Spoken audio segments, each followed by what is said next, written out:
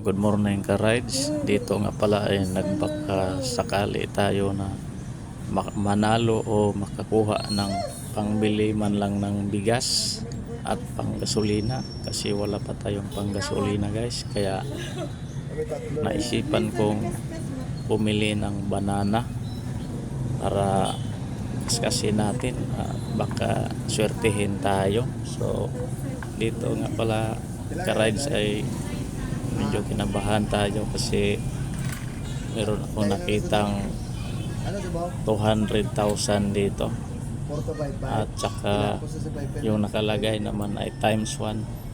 So akala natin ay siswertehin na tayo at dito naman ay malapit ko nang nabuksan ang mahiwagang swerte. Kaya ano orin natin ka-rides kung suswertihin nga ba tayo dito.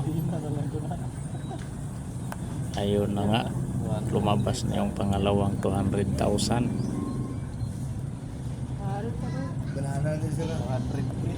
at ayun na nga guys, nakumpirma natin na hindi pala tayo sinwerte.